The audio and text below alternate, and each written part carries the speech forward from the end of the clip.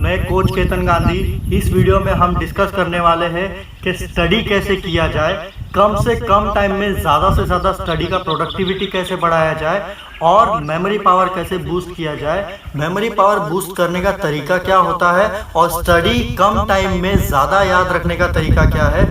और इस वीडियो को ज़्यादा से ज़्यादा शेयर करिए और मेरा चैनल सब्सक्राइब करिए।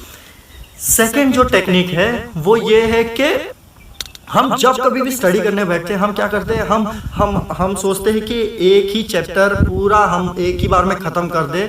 जो 2 घंटे 3 घंटे हम बैठ के पढ़ाई करते हैं, इस तरीके से पढ़ाई करना 8 घंटे 10 घंटे इस तरीके से पढ़ाई करना कभी भी रिकमेंडेड नहीं है, क्योंकि हमारे दिमाग का समझने का एक कैपेसिटी होता है। उस कैपेसिटी के बाहर अगर हम पढ़ाई करते हैं या कोई भी काम करते हैं तो वो दिमाग उसको समझने का शक्ति कम होते जाता है। आप सिर्फ गधा मजूरी करोगे, आप प्रोडक्टिविटी नहीं होगा। आप ज़्यादा से ज़्यादा पढ़ाई करोगे लेकिन उसका प्रोडक्टिविटी नहीं होगा। अगर वो याद नहीं रहेगा लंबे समय तक तो उसका कुछ यूज़ नहीं है। तो आपको क्या करना है, एक बार में 8 से 10 घंटा नहीं बैठना है, आपको टाइम फ्रेम फिक्स करना पड़ेगा। जैसे 1 घंटा हो गया, फिर 1 घंटे के बाद में जब बैठना है वो, तो ये टाइम फ्रेम आपको फिक्स करना पड़ेगा। तो ये दूसरा पॉइंट है। और ये क्योंकि अगर लंबे टाइम बैठेंगे तो हमें याद नहीं रहेगा, तो उतना मेहनत करके कोई मतलब नहीं है। मेहनत का प्रोडक्टिविटी आना चाहिए। तो कंटिन्यूस 8-8 10-10 घंटे बच्चों को पढ़ाई करने नहीं बैठना चाहिए, ना आप जो एडल्ट्स हैं जो पढ़ाई कर रहे हैं उनको नहीं बैठना चाहिए। टाइम फ्रेम हो, उस टाइम फ्रेम में बैठे। जैसे 2 घंटा बैठ गए, फिर बाद में और कुछ एक्टिविटी किया, फिर वापस 2 घंटा बैठ गए, फिर वापस कुछ एक्टिविटी किया। तो ये बहुत ज़्यादा इंपॉर्टेंट है टाइम फ्रेम।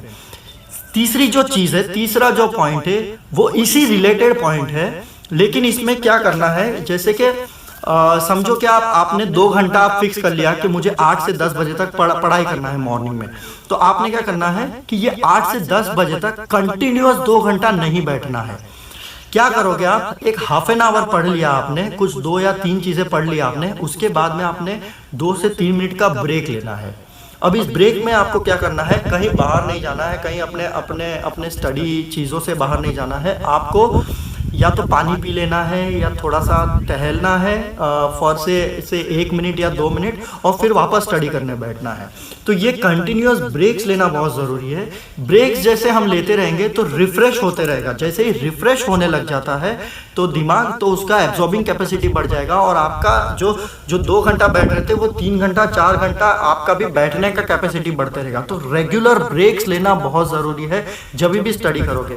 बहुत लंबे ब्रेक्स नहीं लेना है, बहुत ज़्यादा चीज़ें करने नहीं जाना है, नहीं तो फिर से फोकस आपका बिगड़ जाएगा। छोटी मोटी एक्टिविटी करिए, जैसे वॉशरूम चले गए या पानी पी लिया या 1-2 राउंड घूम लिया जहाँ बैठे हो वहाँ पर, बस 30 सेकेंड से 1 मिनट 2 मिनट से ज़्यादा बड़ी एक्टिविटी नहीं होनी चाहिए इस ब्रेक की। तो ये आपको ध्यान देना है। Keep studying, have best productivity, God bless you. Thank you so very much for watching this video. Please subscribe my channel. I love you all.